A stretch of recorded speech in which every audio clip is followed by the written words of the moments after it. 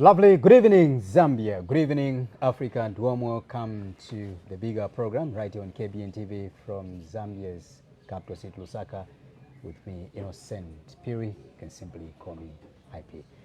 Now, former information chief government spokesperson and also information minister was also served as labor minister, but also he is a man who is a well-known figure politically.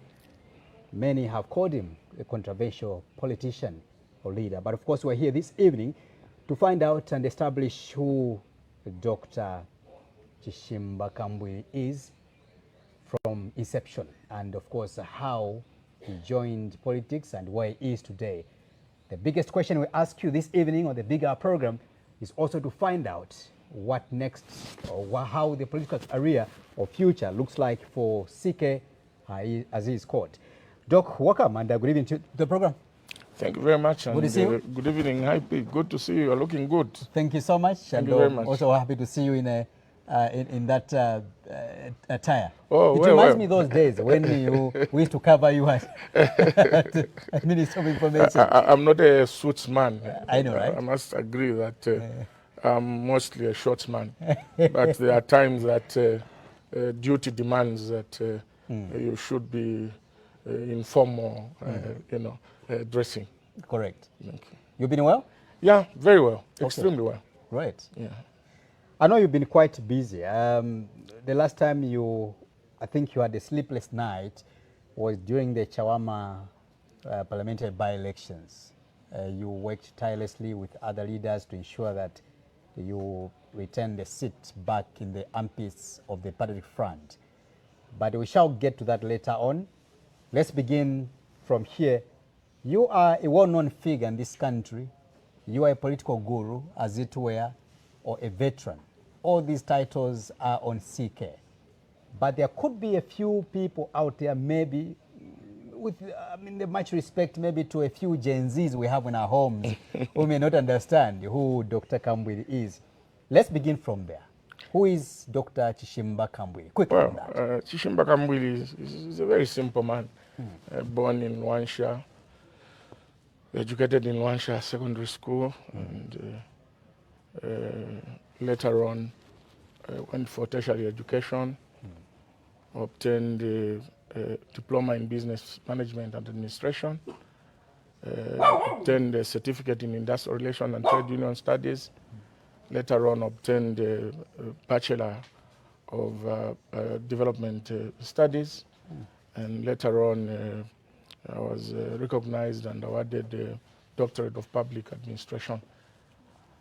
So, well, politically, I was, I started politics when I was in Form 1, from the UNIP days. When I was at school, those who were with me at school were tested in Padamato Secondary School. Wow. That they used to call me Ubuteko. Ubuteko. You know, I used to be a very good footballer. Is that so? And when I was playing football, so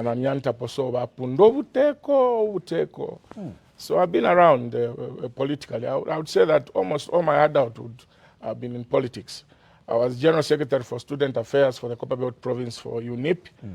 And then when UNIP lost the elections in 1991, I took a back seat because I was a very, very hardcore believer in Kenneth Kaunda and the UNIP programs.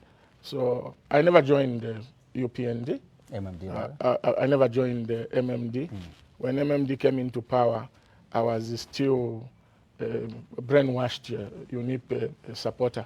Right. And I took a back seat until 2001, when President Michael Sata and us, 5 of us, Mr. Edwin Lufwekelo, Mr. Lumbi, Mr. Chipili, and myself, decided to form what is today known as the Patriotic Front. That's when I came back into active politics. And ordinarily, I did join because Mr. Sata was a UNIPist, right, and believed in the principles of humanism, and believed in the principles of Ubuntu, believed in politics that are man-centered, grassroots politics, so to say, where you care more for the poor. So we formed this Patriotic Front, and I've been there. I was the first provincial chairman for the Copperbelt province, and then I was elevated to chairman of mines. Later on, when there was a need for the youth to be organized, Mr. Sata appointed me national youth chairman, and later on we formed government.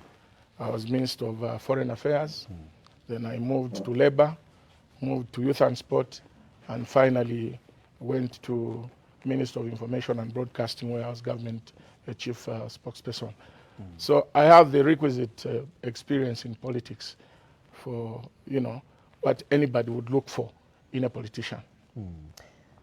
That's quite interesting. I mean, I didn't know that your political career is, dating way back in the UNIP. I thought you were one of the MMD people at the time. And this news could be news to many people watching the program. No. I started my politics in UNIP. I was I was one of the people that believed in Kaunda. And I can tell you that what Kaunda has done, what Kaunda did in 27 years, up to now, even if I belonged to different governments, I think nobody can beat Kaunda's record, because Kaunda was a humanist. Kaunda was a leader who believed in, lifting the living standards of the people.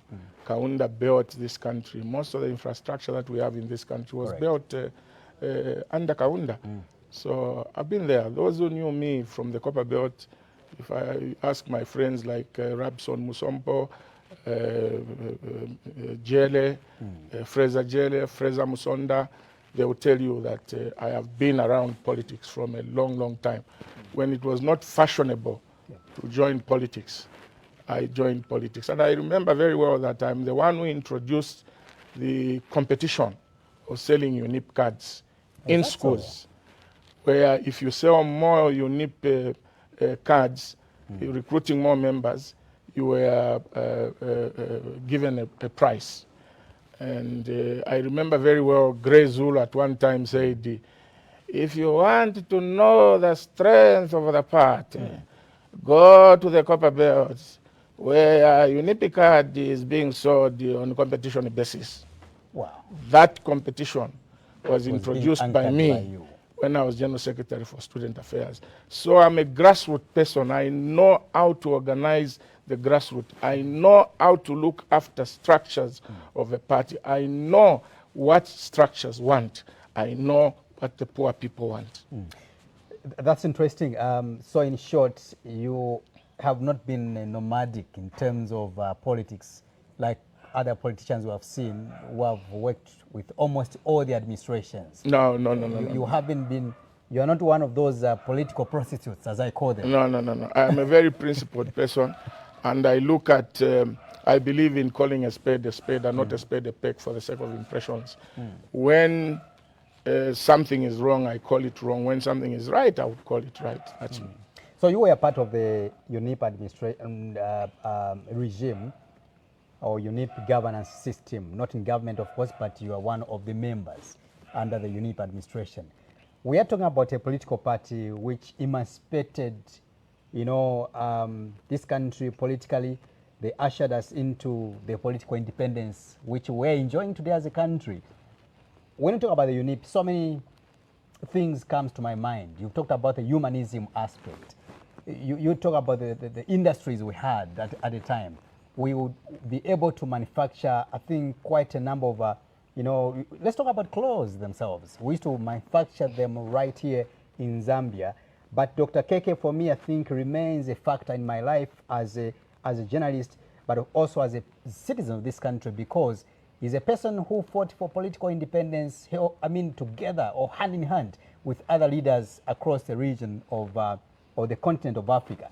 Let's come back to CK. When you look at where the country is coming from under the UNIP era, Dr. Kaunda and the team of which you were part and parcel, let's look at where Zambia is coming from up to the time we got independence and where Zambia is today, governance-wise. First and foremost, I want to say that it is sad that Zambia, which started very well as at independence, we were united under the One Zambia, One Nation motto, which was not a lip service. It was One Zambia, One Service in deed and indeed. Because nobody during the UNIP era would even think of asking the neighbor what tribe he was. Because after independence, there seemed to be a little bit of tribal alignment, but Kaunda fought very hard, made sure that the message of unity was taken to all the citizens. And the citizens came to a point where they did not matter where one come from. More especially us who grew up in the mining townships. In the mining township was cosmopolitan. There were a lot of different tribes and different people from all walks of life, from all the corners of the country. We never knew tribe. For instance, I'll tell you that my best friend in secondary school was Rabson Musompo. Right. He's an accountant now, a senior accountant. Rabson and I were close friends from grade 8 to grade 12. I didn't know that he was Kaonde until we had left school. We even started work, and one time he came to my home, and he had actually, I was on the copper belt in Shingola, and he called me that his mother had passed on and was going to the village to mourn the mother. So on his way, he passed through Chingola and spent the night at my place. And he said he was going to Solwezi, to the village. I said, you come from Northwestern Province? He said, my brother, you didn't know that I'm Kaonde? I said, no, I didn't know that you are Kaonde. That is how united this country was. That even in class, I had friends like Clever Makondo. I had friends like Mao Malambo. I had friends like John Tembo. I had friends. We never used to ask where one came from. The only people who we knew the tribe were Abachawa, because they had a very unique tradition. They used to, that kuya kumuganda. So they used to meet like that, and there was a cooking of a lot of rice. And you know, ekutemwa rice, Abachawa, kumambirima. So we knew about Abachawa because you would know they used to have those ceremonies, initiation ceremonies. But the other tribes, we never even used to know where somebody comes from. When a funeral came, you would rush to the neighbor's house, you would rush to the close people in society and just mourn with them without necessarily asking which tribe they are. Today, this country is polarized. Politically, it's polarized. And I can tell you that this country needs to be sanitized. This country needs to be sanitized politically, economically, socially, religiously, and otherwise. Spiritually, this country needs to be sanitized. If it is not sanitized, I'm telling you that where we are going, the future will be very bleak, because the level at which tribalism is now being played, the level at which regionalism is being played, is worrying, is worrisome. And something has to be done very urgently to make sure that this scourge is not left unabated. Because a country can only develop if you are united tribally, regionally, and united as a country. Each and every region of this country, each and every tribe of this country has a special attribute that they bring to the table. Look at the first government of Kenneth Kaunda. It was composed of diverse people coming from different regions, and you could see the success stories that were scored under Kenneth Kaunda. But today, parties are being formed based on regions, governments are being run based on tribe, based on who is close to you. That must be stopped. And it's time that we as a country came together without exception and agree that we cannot go this route if we have to develop. So it is a question of making sure that this country, first and foremost, is united. This country, first and foremost, must be able to let love lead. Only when love leads, that's when this country will develop. Because if you don't agree on tribal lines, if you don't agree on regional lines, if you don't agree as a country united, whatever others will be doing, whether right or wrong, others will just be saying they have failed, others will just be saying this is wrong, because there is no love. But where there is love, you would tend to appreciate that, oh, what you've done is very good. No, your neighbor, what you've done is very good. I encourage you. But today, what you find is bitterness in people, what you find is hate in people, and what you find is just people wanting to revenge for what somebody did to them, and all that, and and this is bringing a lot of problem and affecting our economical development as a country. And the biggest question will be, how? What kind of strategies can we utilize as a country to unite this country, to take this country back to where it was?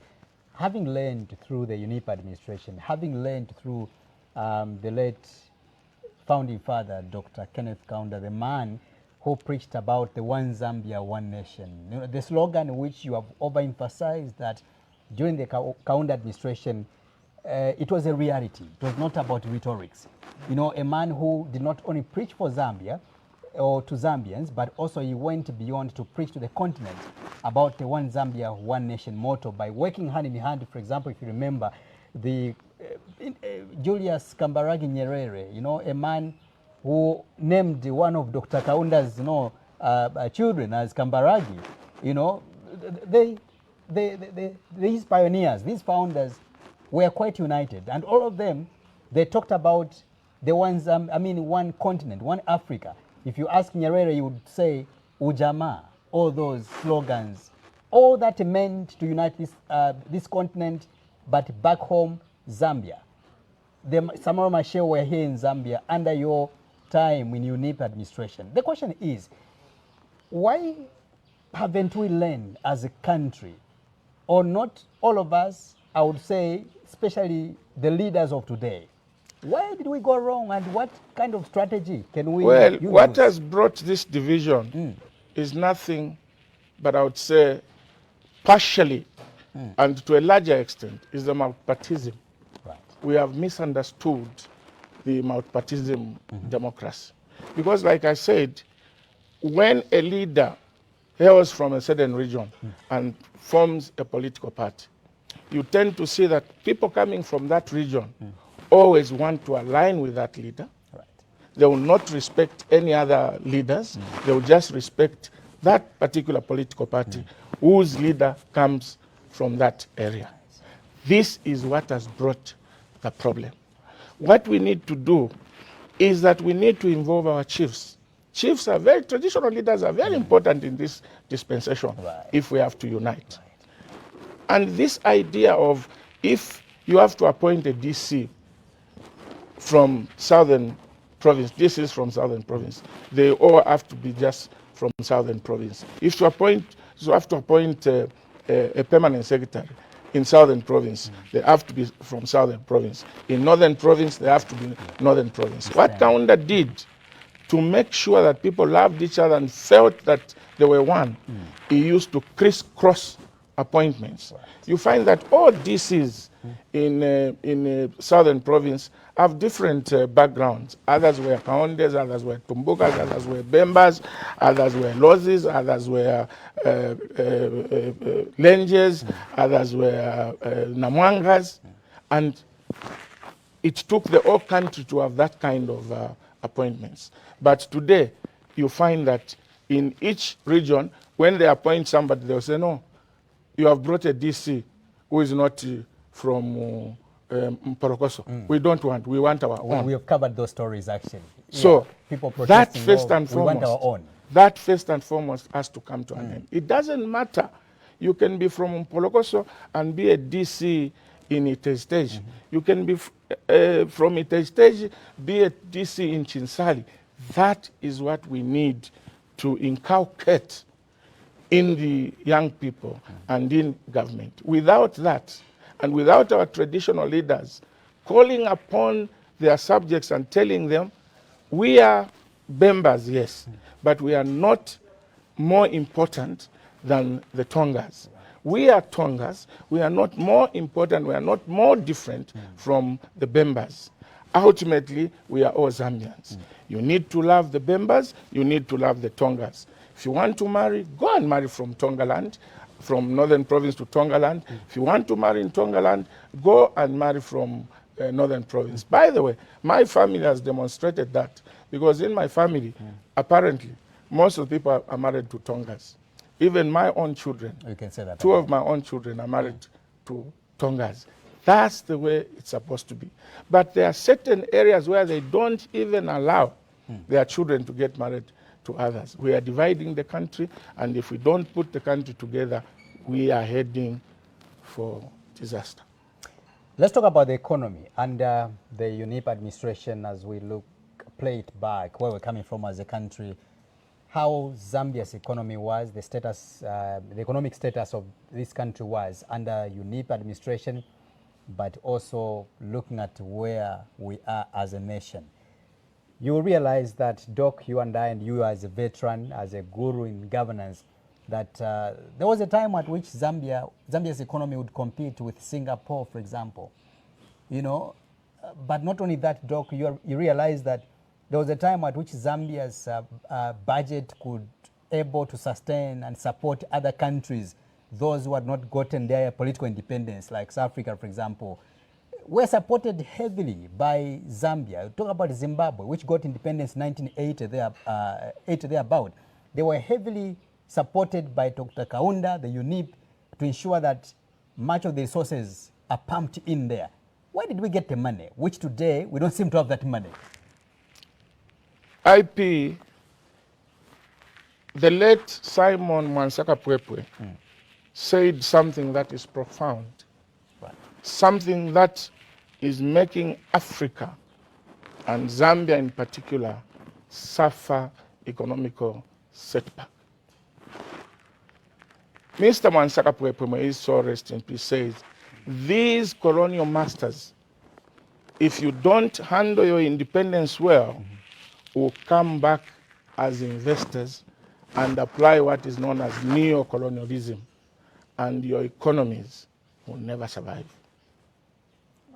The old man was just a teacher, but he had so much wisdom that he warned immediately after independence that if these colonial masters are not handled well, your independence is not handled well, these colonial masters will come back as investors, and they'll come and apply what is known as neo-colonialism, where they will control your economies, they will control your businesses, they will control everything, and then you as Africans will remain going with a begging bowl. And this is where we have made a mistake. And I can tell you that in my own experience and analysis, the problem of Zambia started in 1991. That is where we made a big mistake. Fine, prior to 1991, the economy of Zambia started nose diving. And the reason was simple. The copper prices plummeted. The copper prices plummeted to a level where it was very difficult for government to run the mines. But prior to that, the plummetion of the copper prices, Zambia developed solemnly based on the earnings from our natural resources, particularly from our copper, cobalt, manganese, and a few mineral resources that we're mining at the time. As a people and as a country, we used to earn maximally from our mineral resources. But when we privatized in 1991, we gave away all our earnings from copper to just start concentrating on collecting taxes. That was a big mistake. But obviously, what had caused that was that it was very difficult to run the mines at that time. What we should have done, we could have asked investors to come in, get a 51% and remain with 49%. But when we privatized, we gave away almost all the shares in the mining companies. We remained with a golden share ranging from 15 to 10%. Then we said we are now just going to participate in the mining industry through collecting taxes. That was a grave mistake. And that is where we lost it. Prior to that, Kaunda used the money that was coming from the mining industry to plant a lot of manufacturing industries. Right. At the time we were leaving school ourselves, we didn't know of a shortage of employment. In fact, at our time, during our time, there were only two universities. There was the Copperbelt University and there was the University of Zambia. Few colleges, actually, even in Horn College, and most of the colleges that were teaching colleges, like Kwame Nkrumah and them. Most of us did not even go to the colleges immediately after leaving employment. Because as you were leaving school, companies used to come and recruit from schools using what was known as the careers office. There was a careers master at every school. Companies, as you were leaving school, they were coming looking for people to go and work in these industries. UNIP planted 266 parastatals. Very effective and well-organized parastatals that used to absorb almost all the people coming from secondary schools. And when it comes to those who were coming from colleges and universities, we never knew of anybody coming from the university going to go back to their parents. Immediately you completed university, you completed college, you were picked by a company, immediately you start work. Today, we have so many universities, over 100 universities, private and public. And you see that we are channeling out a lot of graduates who are ending up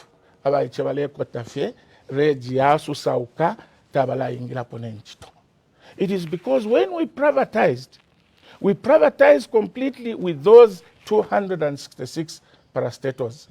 What did the investors do? Because they were selfish. Instead of continuing running those companies, they came and took away the machinery, went and set those machineries in their company, in their countries of origin, started manufacturing the same things that these companies were manufacturing, and turned Zambia into a dumping ground of their produce. In short, we exported the jobs.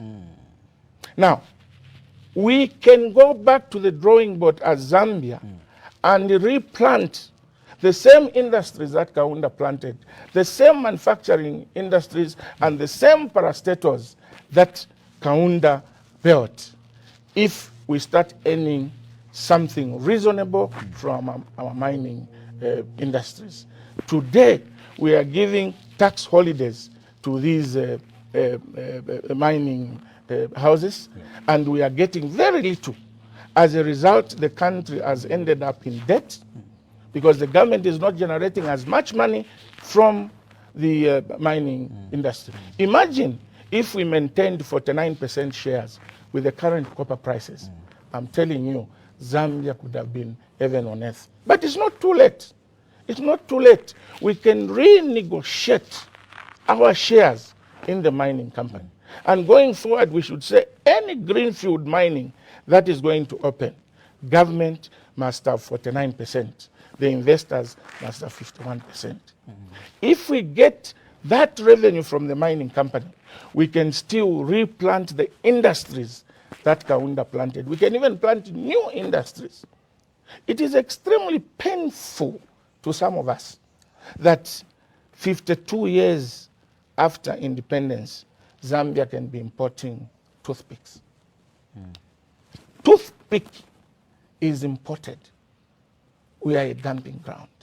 Today, all the clothes that we wear in this country, none are manufactured in this country. And yet we are spending a lot of foreign exchange to go to China, to go to Europe, to buy these clothes for resale. During the Kaunda time, I remember very well, we had a lot of companies that were manufacturing clothes. Where I grew up in Wansha, we had Cereals International, making very nice suits that were being exported throughout the world. We had Viba Fashions. Viba Fashions, which was a manufacturing company for Indians. They were making suits, shirts, trousers, dresses, and many other in most of the companies. Today, those companies are closed, and we are depending on imports from China. I think it is time that as Zambia, we became concerned and we became a country that puts the priority of Zambians first. And in my view, we need to start checking how do we restrict certain imports in order to promote local manufacturing. And how do we protect this local manufacturing? Is to make sure that the goods that are going to be supplied in these Zambian industries have quality, and that we introduce certain taxes which will deter people from buying these clothes from outside and concentrate on buying the clothes that are going to be manufactured in Zambia. And we can go to China and say, look,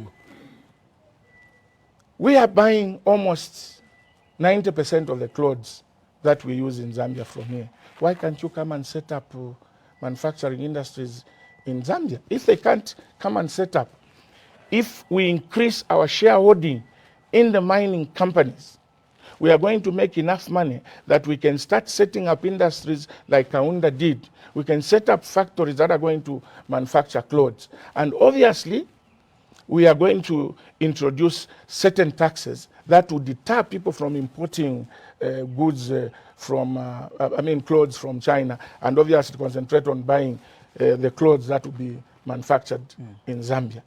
That is the only way we are going to promote the manufacturing base in Zambia.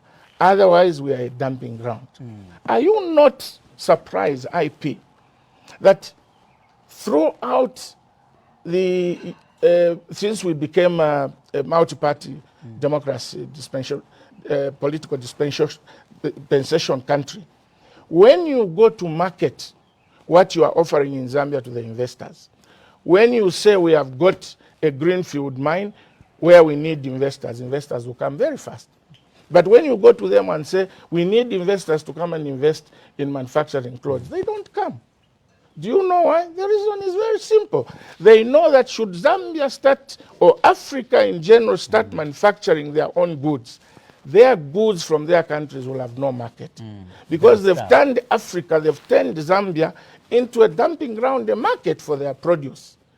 In short, we are exporting by buying these clothes from China, by buying these toothpicks from China, biscuits from China. We are exporting our own jobs. That is why here our people will forever remain without employment. So it is a question of a mind change and a policy shift from accepting that we can be used by the Western world, and that we should also be producing equally to export to their countries. Why should Zambia only be exporting copper and a few of agriculture produce like soya beans? And then we get almost everything that we use in our economy from outside. We will never create jobs in Zambia. And I want to use this. We will never create jobs in Zambia as long as we don't do anything about our imports, as long as we don't do anything about increasing our earnings from the mining industry. And this brings me now to the next question about the mining sector, which you've already touched on. How did the UNIP administration, how did you manage the mining sector at the time? Because I'll tell you one thing, Doc, many people argue with you that, look, running the mining sector is not something which could be more like a child's play. Running the mining sector itself is a very critical and strategic sector which needs to be taken care of with a lot of care. Otherwise, you end up scaring the investors. You end up killing your economy. But during the UNIP administration, during your time, you somehow managed to benefit, to ensure the country benefits from the mining sector.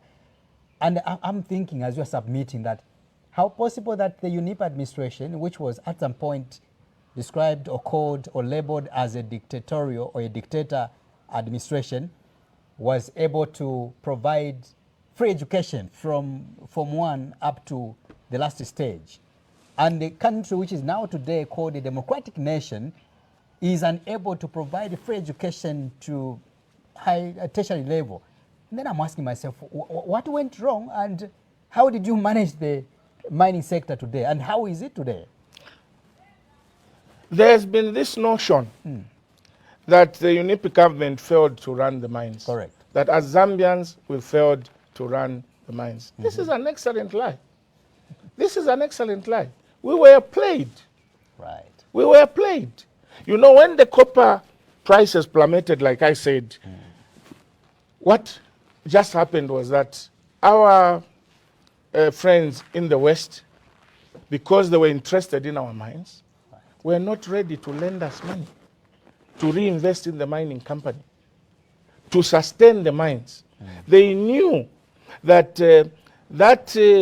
plummeting of copper prices was temporal, because as the world was developing, on technology-wise, copper stands out to be one of the major components in the industrialization of many countries.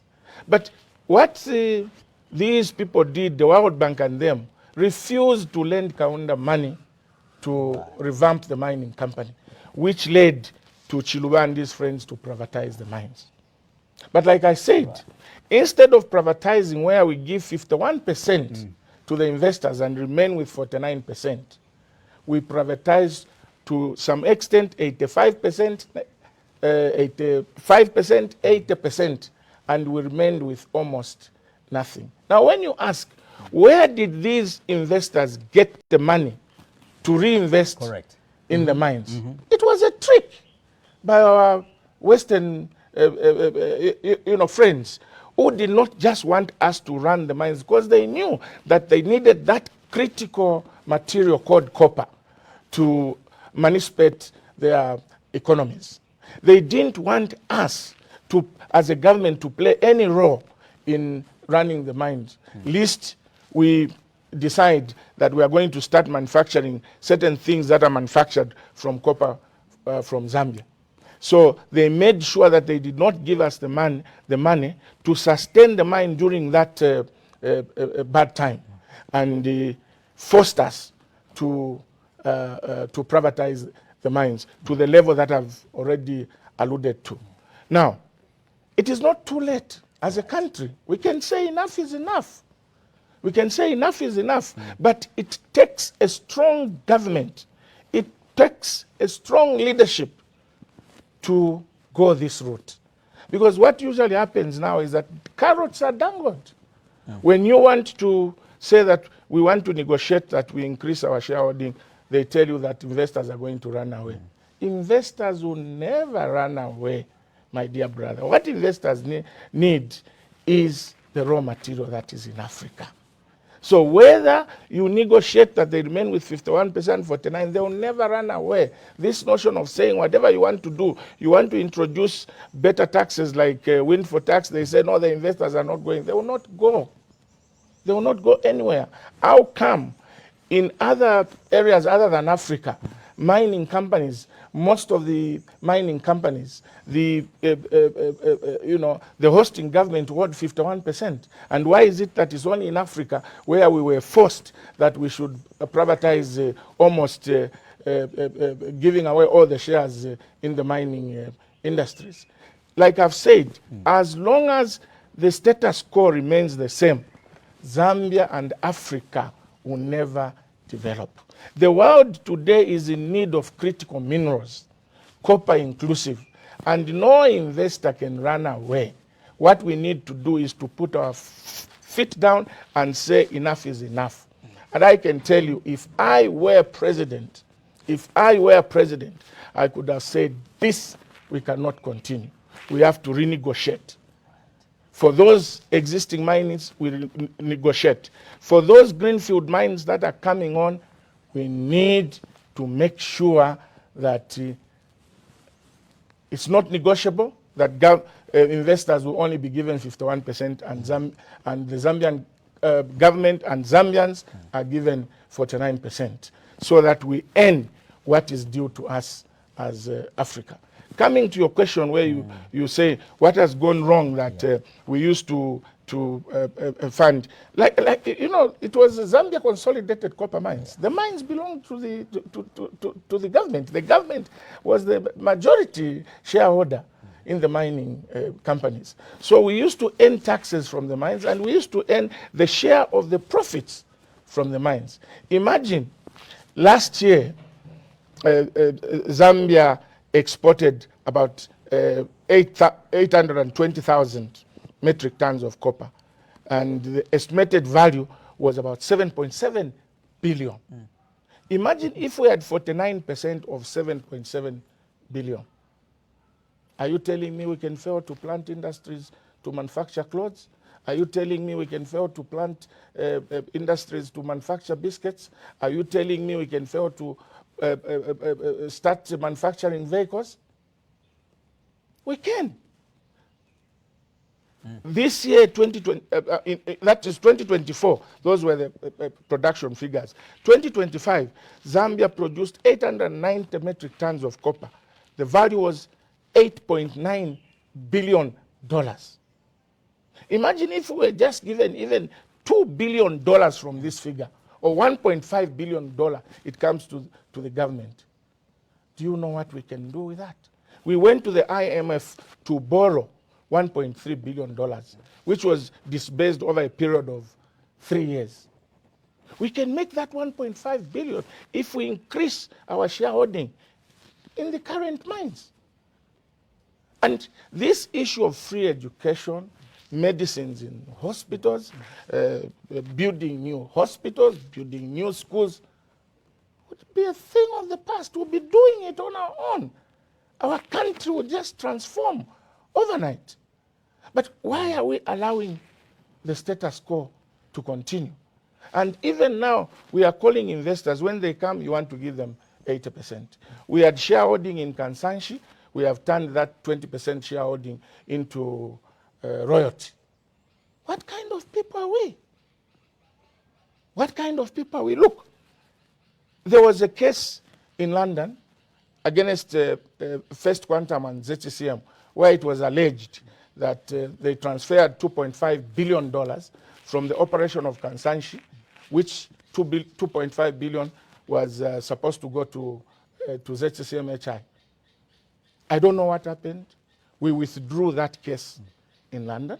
When we withdrew that case, we gave away that 2.5 billion. The same FQM came and invested 1.5 billion in what they are calling the super pit. And we are crapping. The investors have brought 1.5 billion. If we had collected that 2.5 billion, if it was true that that money was owed to us, if we had collected that 2.5 billion, can we fail to invest in Kansanshi? We invest 1.5 billion and increase our shares in Kansanshi in order for us to start, earning money from Kansanshi mine? We can do it.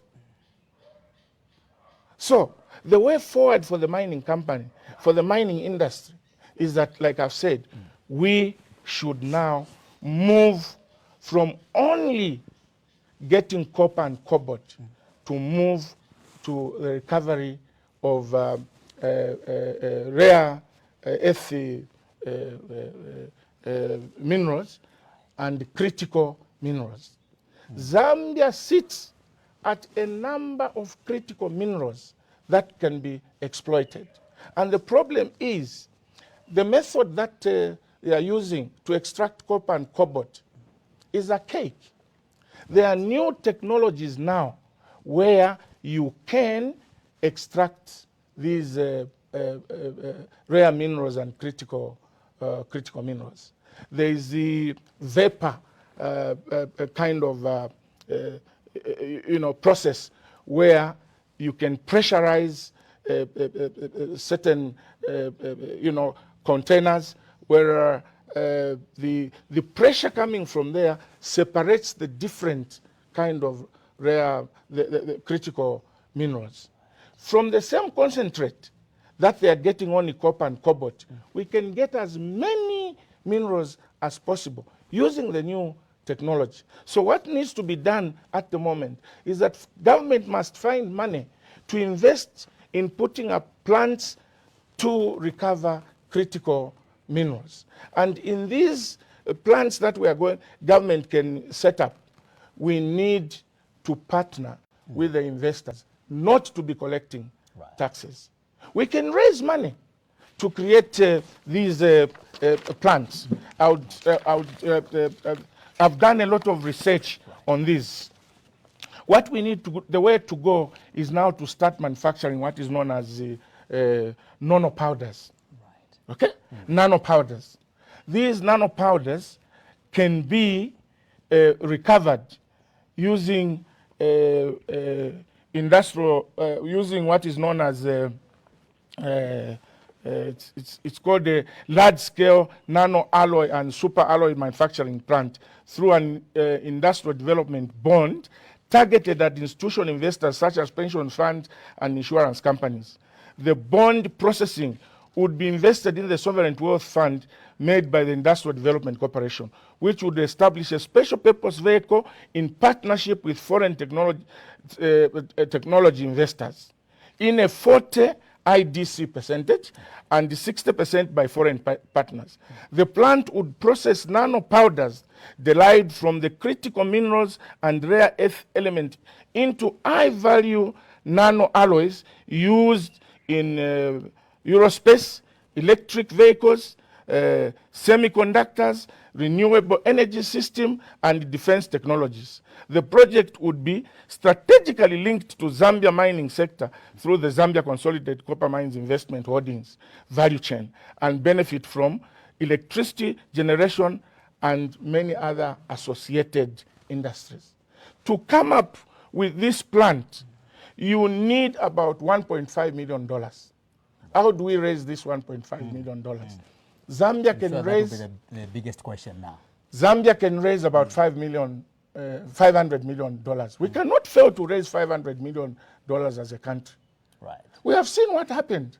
Government raised $500 million from the pensions fund, NAPSA and them, and they invested in the Kitwe dual carriageway.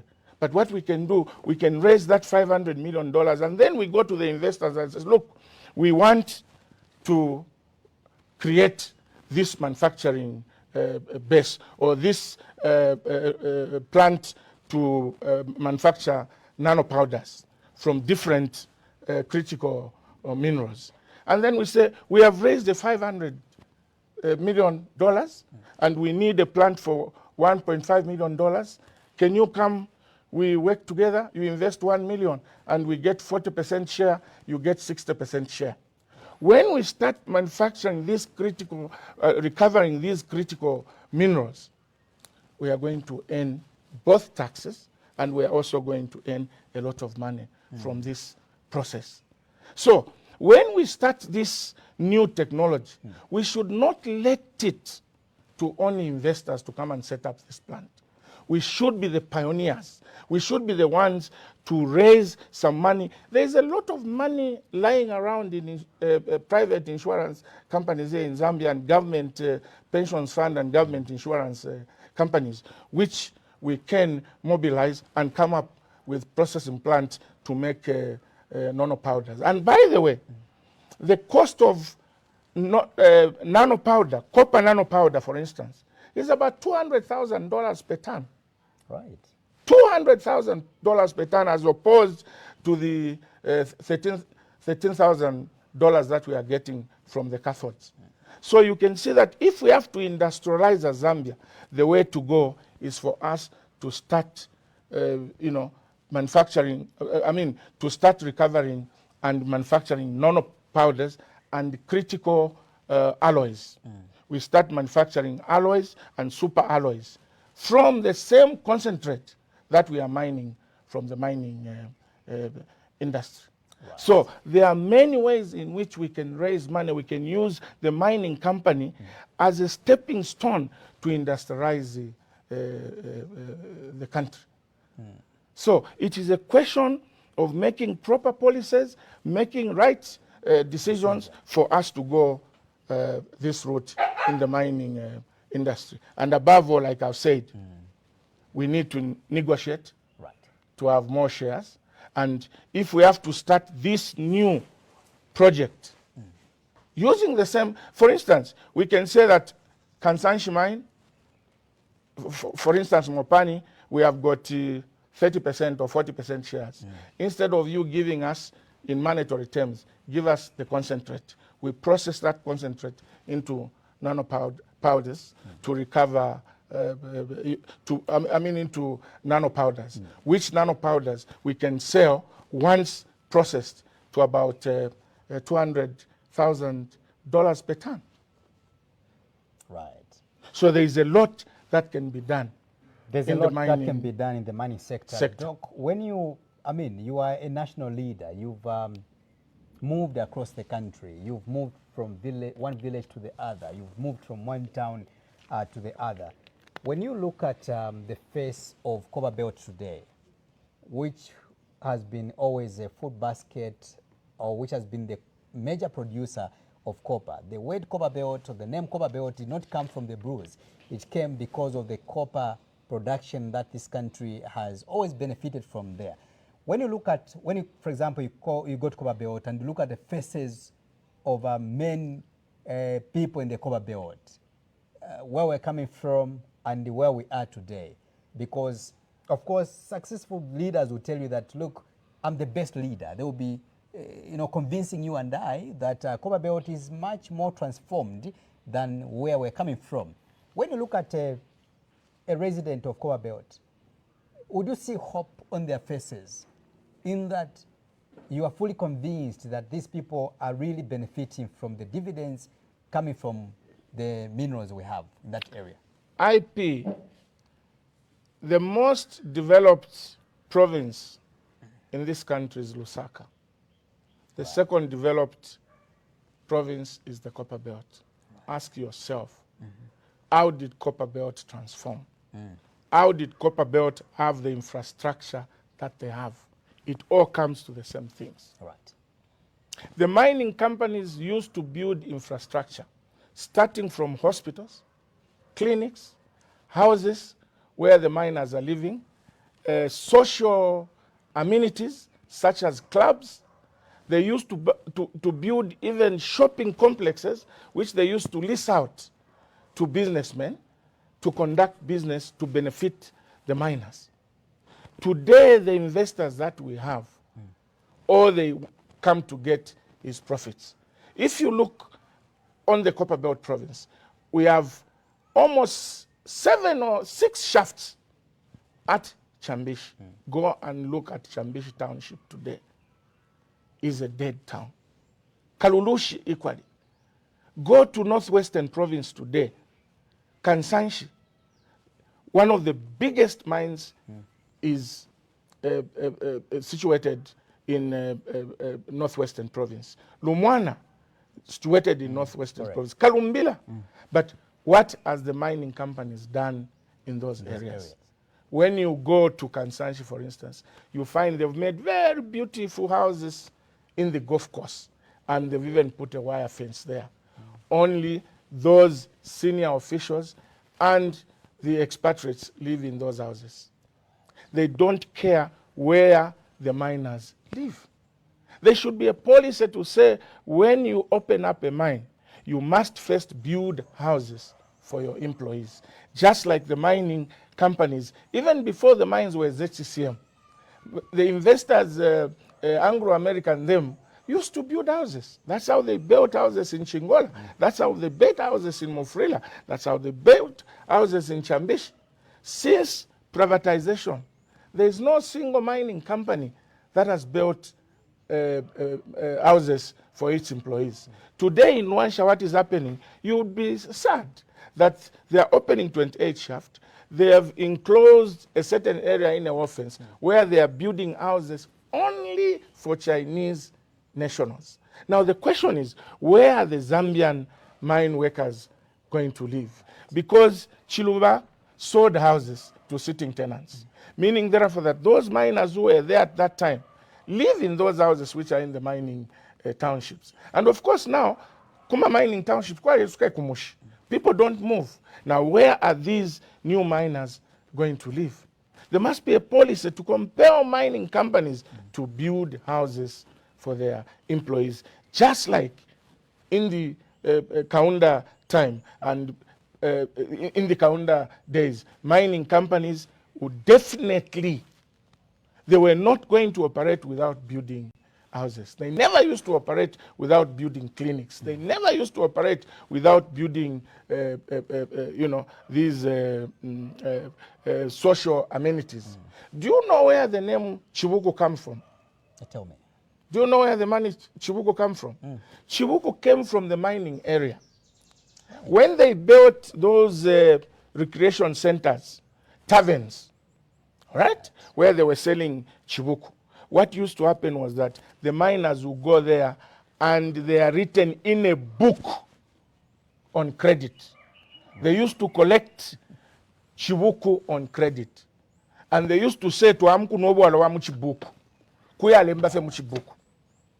So, to Amku no Chibuku, to Amku no Chibuku. That's how the name Chibuku came from. Those social amenities were built by the mining companies.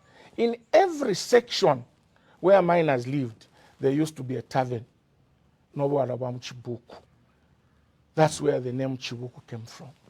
Today, these mining companies are not building amenities. Like I've said in Solwezi, they have built golf courses, they have built tennis courts, they have built football courts right inside that enclosed area. And it is not open to the ordinary miners.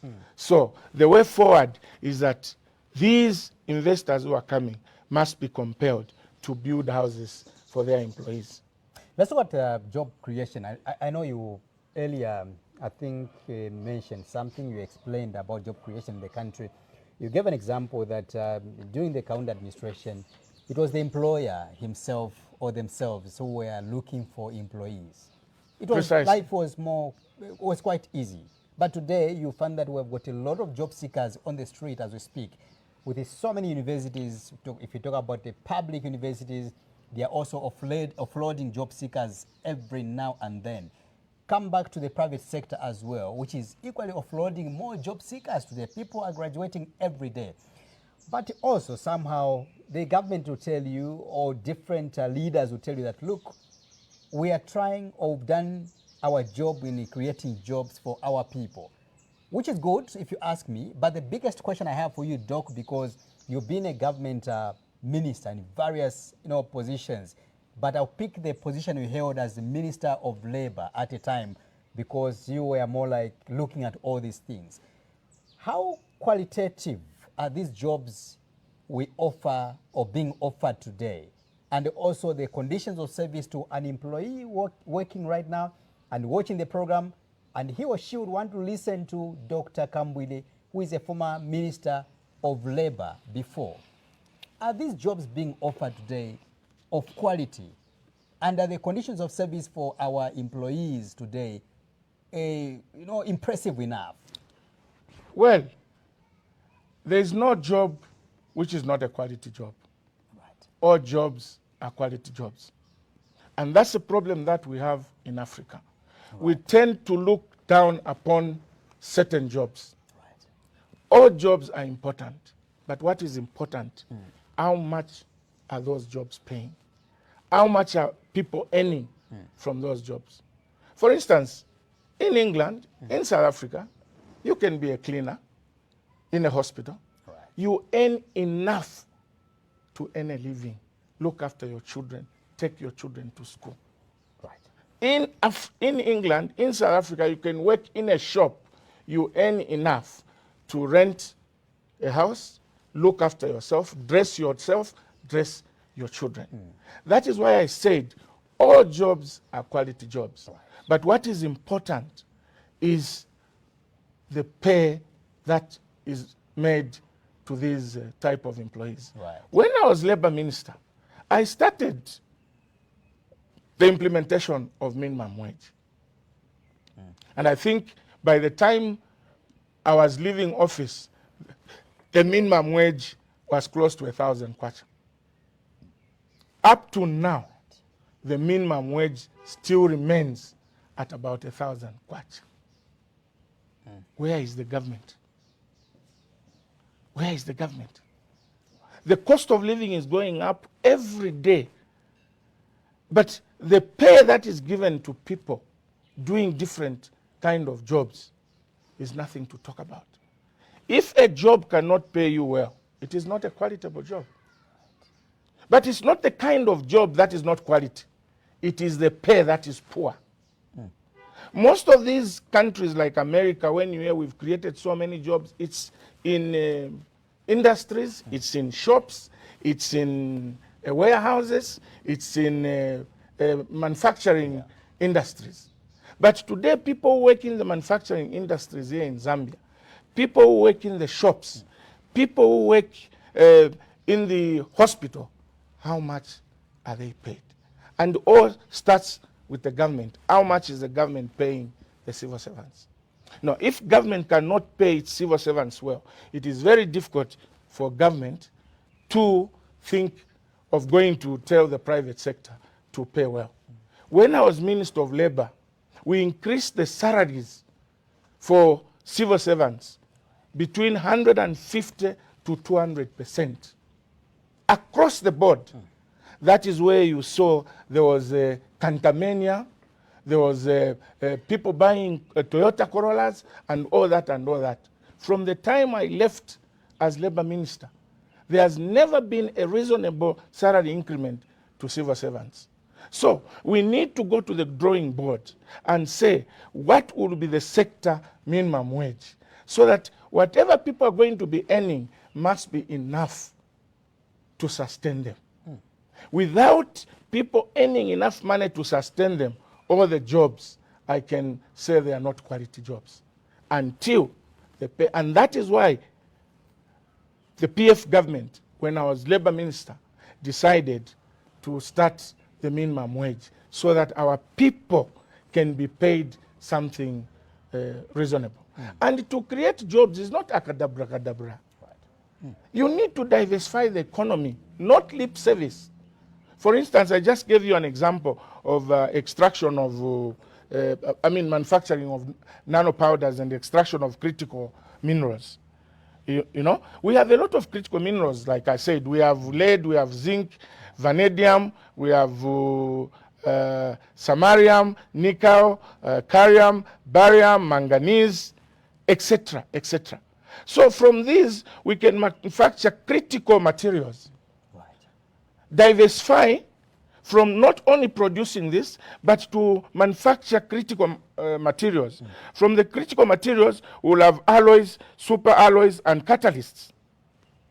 This is a way of diversification. Once you create these plants that are going to do these things, that is when you create jobs. You are not just going to say we are going to create jobs without industrialization. We have paid too much lip service to industrialization. And it's not only in the mining sector where you can create jobs. Right. You can create jobs even, you know, sometimes I tend to wonder what has happened to the forest in this country. I tend to wonder, forest, my brother, can give us jobs. How? From the forest alone, the honey value chain, we can create over 5 million jobs over 5 years. Forest alone? Yes. For instance, if we planted 10,000 hectares of trees, like the pine trees per province, it will translate to 100,000 hectares for the country. In this forest, we can put 500 beehives in each hectare. That would translate to 500 multiplied by 100. It will give us 50 million beehives. How many youths can be employed to man these beehives, to manage these beehives? And how many jobs will be created in the value chain of bee, for instance, logistics, repackaging, and those who are going to be manufacturing the packaging, like bottles, they will create jobs for the youths. And not only from the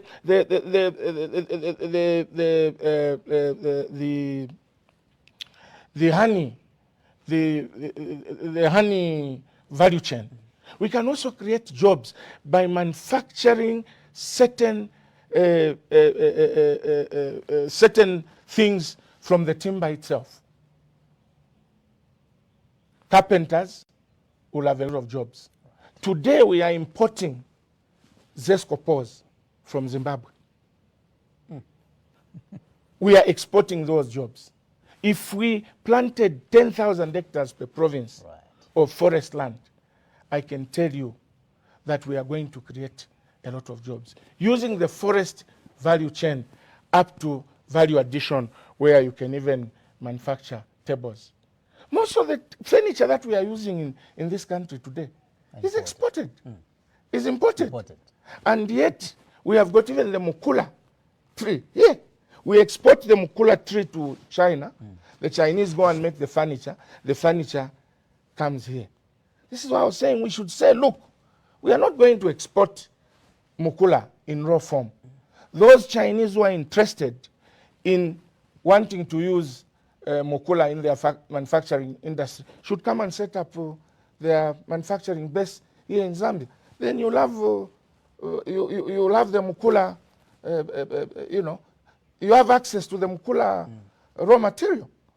But the problem is we concentrate on wanting to say we have employed nurses, we have employed teachers, and you think that is the job creation.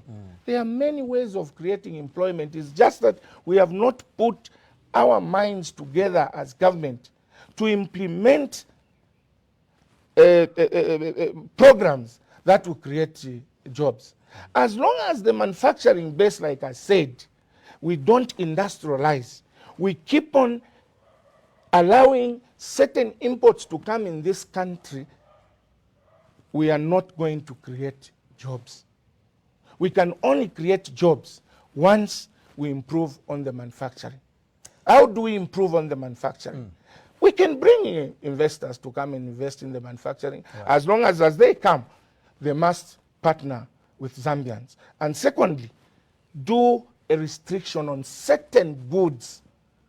Like I said, why should we import toothpicks? Containers and containers are coming. Go into ShopRite today. Go in Pick and Pay today.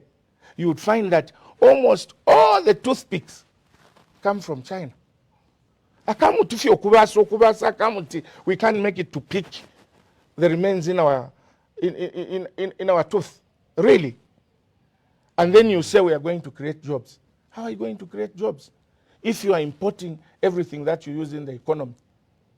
It is high time that we walk the talk in creating employment in this country. As we close on this segment, Doc, when you served as the labor minister, I remember very well, I think we used to cover quite a lot of stories, you know, where coming from the labor unions, the labor movement in this country, they really put you under pressure. Would cover stories of maybe workers protesting, and then would go to the labor movement. They would give their comments. At times, we would see the labor unions themselves going to address the protesting workers, and they would take you on as the Minister of Labor at the time. But not only you, Honorable Shamenda was one of those people who would actually engage in balancing news stories. I remember one dominating story, or one prominent story, which dominated our news almost every month, was the casualization during your time, you know, in power as labor minister, until the labor unions, they spoke against casualization in these workplace. When you look at the impact of the labor movement in this country today, would you say the labor unions, they are still viable in this country to maybe help address these issues being talked about? I would be economical with the truth if I say we still have labor unions in this country. Unionism in this country has died. There are no unions to talk about. Trade unions during the time of Kaunda, during the time of Chiluba, used to speak and fight for their workers. Today, all what the trade unions do is to side the government of the day. It's not only under this government. Yeah. I saw it even in the PF government. Yes. But if you remember, when I was labor minister, I told all the employees that going on strike was your right, as long as you follow the procedure. As long as you follow the procedure. And the laid down procedure is there. You negotiate, you don't agree, declare a dispute, you go to arbitration, it fails, you go on strike. It is a right for every employee. Today you rarely hear employees have gone on strike because the unions are not declaring any strikes. Instead, they side with management. You saw this year what happened when government increased salaries for people for 700 kwacha. The first people to clap were unions. No, this is a very good increment. This is a very good increment. Under the current situation, you would call being given 700 kwacha as a good salary increment. In those days, unions could have made noise. I want to appeal to our colleagues in the labor movement that wake up. If you don't wake up, our employees will live in squalor. We need a vibrant labor union. Why did Frederick Chiluba become president? Because he was a vibrant union leader. Why did Shamenda become Minister of Labor? Because he was a vibrant union leader. Why did Chitalusampa, Newstod Zimba become ministers? They were known from their days in the labor movement. Michael Sata was known in the labor movement of being cantankerous and fighting for the workers. Today, the labor movement does not fight for the workers. And I have said this and I want to say it again. What has gone wrong is that those who are leading the labor movements give themselves salaries separate from what the people they are representing earn. For instance, what used to happen in the mining sector, in the mining union, the president of the Mine Workers Union of Zambia used to get the same salary as a G1, the highest salary scale in the unionized worker, such that when they go to negotiate for salaries, he knows he's also negotiating for his salary. Today you find a labor a union leader is earning 50,000, 40,000. He goes to negotiate for his members to earn 8,000 kwacha. What a disparity. So in short, labor movement has gone to sleep. And I want to appeal to our colleagues in the labor movement. Wake up. Employees, employers are not your friends when it comes to negotiating for better conditions of service and salaries for your employees. They are your competitors. Go and compete to get the best salaries for your employees. I want us to get into our last segment, CK, but for now, let's take a short break and we'll be back.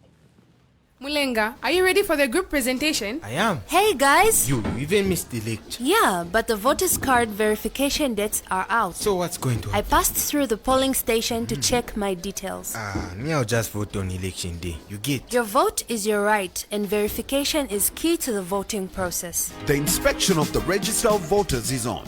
The Electoral Commission of Zambia (ECZ) is conducting a nationwide physical inspection of the provisional register of voters for the 2026 general election. If you registered during the mass or continuous registration of voters, this is your chance to check if your name is on the register of voters and that all your details are correct. Confirm your polling station. You can replace lost, defaced or damaged voters' cards, or even transfer to a convenient polling station of your choice. All persons inspecting the register must carry a green national registration card (NRC) and a voter's card for registered voters, and a sworn affidavit for the removal of deceased voters. Don't wait. The exercise runs from the 2nd to the 8th of March 2026 at all polling stations nationwide from 8 to 17 hours. The inspection of the register of voters will also be conducted electronically throughout the inspection period via the ECZ website or the ECZ USSD code *214# on any mobile phone. You can also download the ECZ mobile app from Google Play Store. It's my vote, my right, my choice. This message is brought to you by the Electoral Commission of Zambia.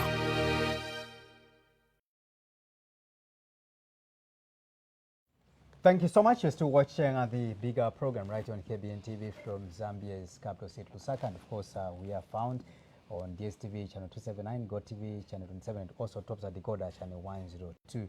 We are in the dying minutes of the program, and we'll be looking at two critical segments that we are looking at. And my guest on the program is a man who wears so many hats, so many titles: former Minister of Labor, former Chief Government spokesperson. He is also a person who at some point as well equally served, of course, in various positions in the UNIP era in an event. If you did not join the program from inception, this is where Dr. Kambwili is coming from. Now, Doc, let's get into our last segment. And I will look at, having listened to you and the massive experience you have so far on governance issues, coming through, having learned from the UNIP administration, you also came in to learn, of course, outside under the MMD administration. You also came and you were part and parcel of the late Michael Chilufya-Sata, a man who was a patriot to this country. You were part of his government. Fast forward, the PF loses power in 2021. Today, the PF, your party is in the opposition.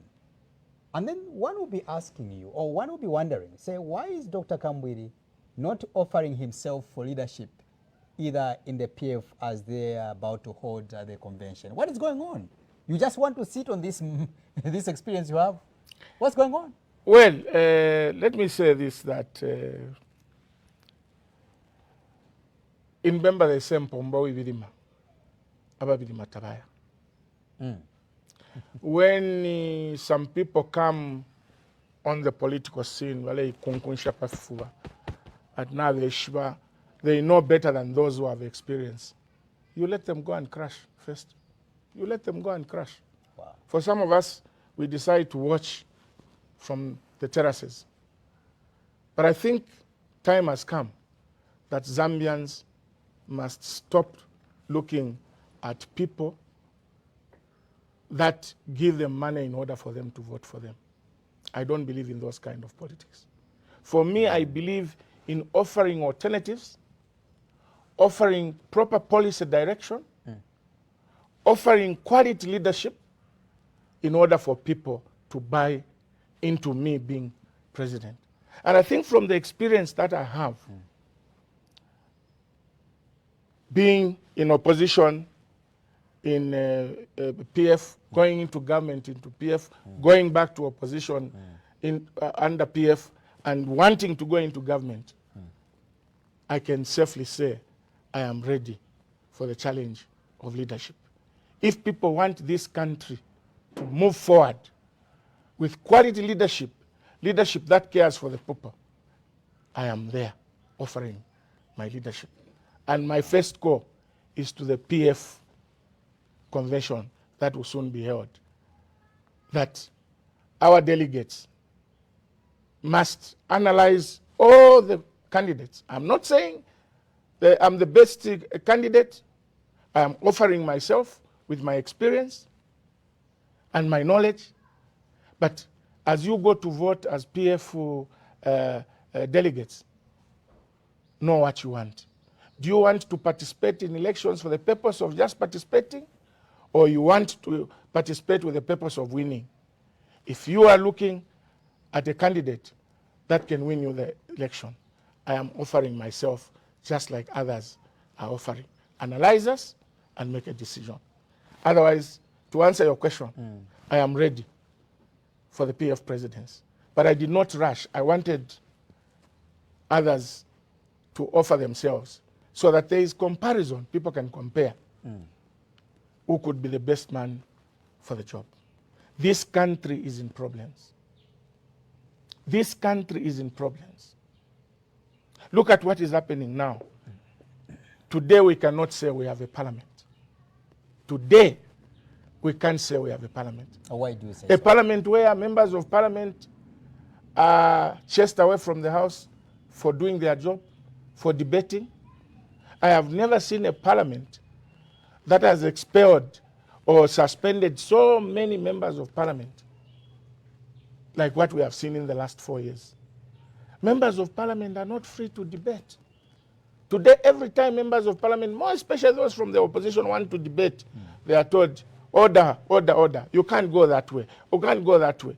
But Mr. Speaker, this is a debate. Get out of parliament. We need to reset our parliament. We need to reset the standing orders in that parliament. We need to get away some of the powers that the speaker has. I think the speaker has got too much power. When you look at speakers across the world, they interject. They don't interject anyhow. Where a speaker says order, you would even see that indeed there is disorder. But today the word order becomes part of parliament. Every time stopping members of parliament from debating issues, particularly when they mention a mistake perceived to have been committed by the sitting government, the speaker always wants to come in and stop them. The judiciary, we need to change the way judges are appointed. This idea of the president appointing judges must come to an end. There must be a system to employ judges where they don't feel that they were appointed by the president or they were appointed by the current government. We need to involve the Law Association of Zambia. Applications must be made, scrutinized by Law Association of Zambia, an independent body constituted to interview the judges. Once they interview them, they also subject them to the general public to interview and assess them through town hall meetings, so that when one is appointed as a judge and is given security of tenure, you're not looking on his shoulders as who is looking at him when he's making a judgment or a ruling. Otherwise, in the current form that we are in, this country is in problems.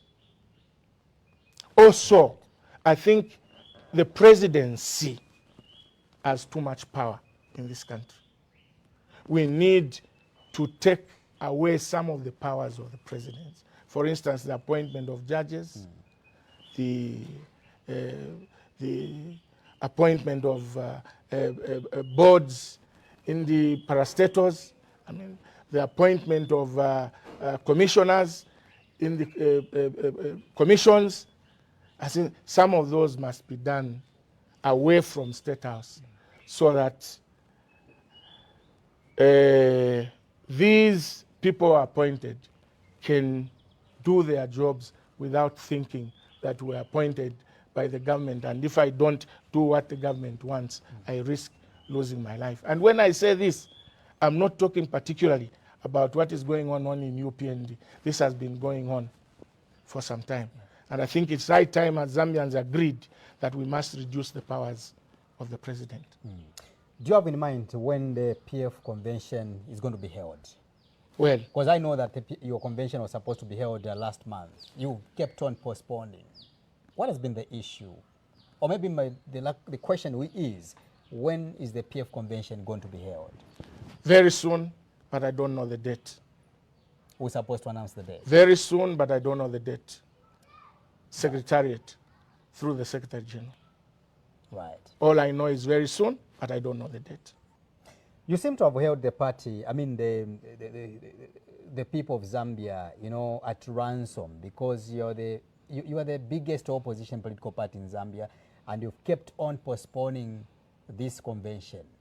But beyond that, again, the country is aware that the PF is right now locked in the courts of law because of these legal, you know, contests which are there. And you've also been instructed not to use the brand of PF as you go to the convention. Chawinga has actually even warned you that should you use the PF convention, his members will inform him so that he can quickly go to the courts. So there's a high possibility that you may be locked up. PF is not the name PF. PF is in the hearts of its members. PF is in the hearts of its members. And despite the fact that there's been these court issues, the membership is intact.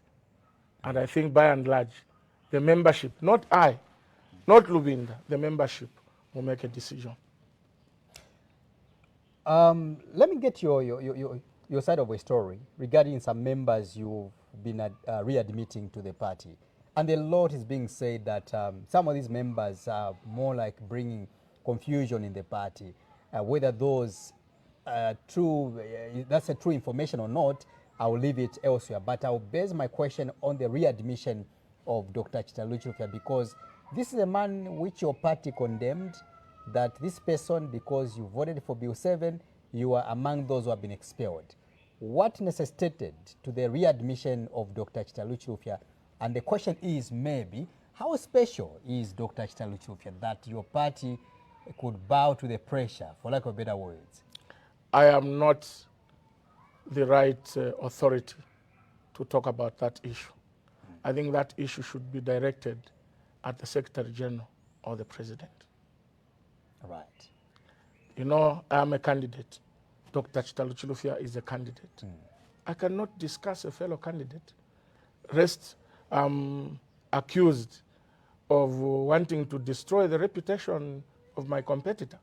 So on Dr. Chitaluchufya, I cannot say anything. Do you regret that other members were expelled and they have not been brought back to the party? I said on those issues, I am not the authority. I did not expel anybody. The party expelled people. I'm not the party spokesperson. Better ask the Secretary General and the President.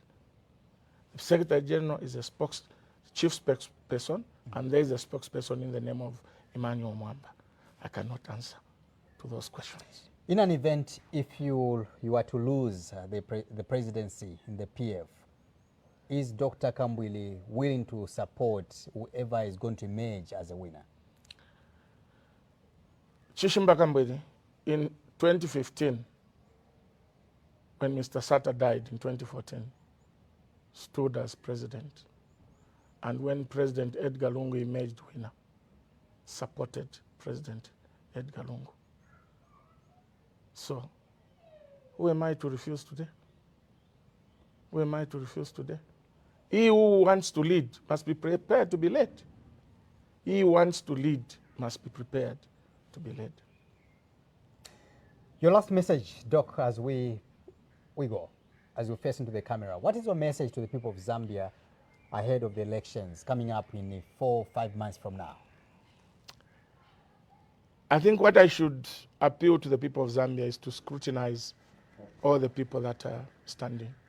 And in scrutinizing the people that are standing, scrutinize their policies.